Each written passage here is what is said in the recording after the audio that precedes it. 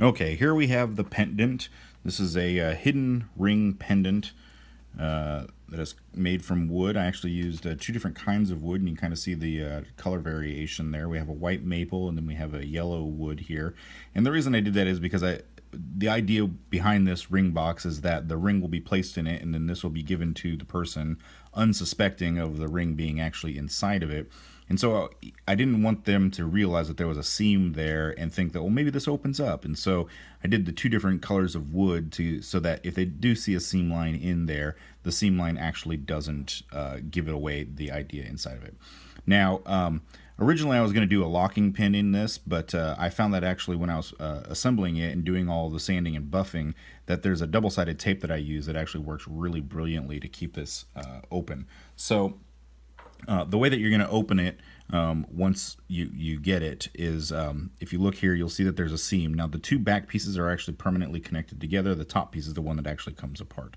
So what you'll do is you'll take a blade or something sharp and you want to get it in between that seam, and then you're just going to pry open this other piece. Now when you get the actual double-sided tape on here, it'll be a lot harder to open than that was.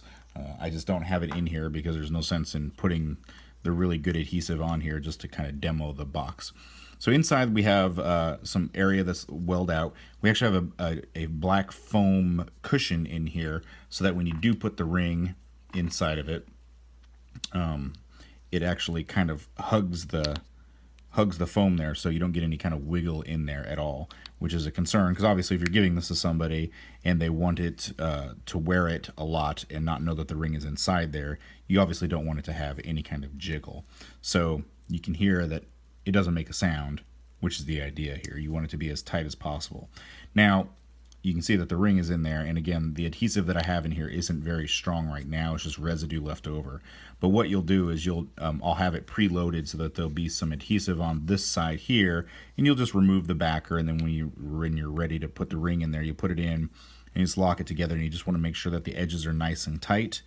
And then to get rid of any residual tape on here, you're just going to take it and just kind of buff it against I use my jeans because I think that's the easiest way to do it, but you can use any kind of soft cloth or anything like that to kind of just buff up these edges like that. You don't want to use anything abrasive like sandpaper or anything. You just want to use just a cloth of some sort. And then if you still feel that it's got some stickiness to it, you can take a little bit of talcum powder, baby powder, or anything like that and just kind of rub the edges, and that will help absorb any of that tackiness that's on there.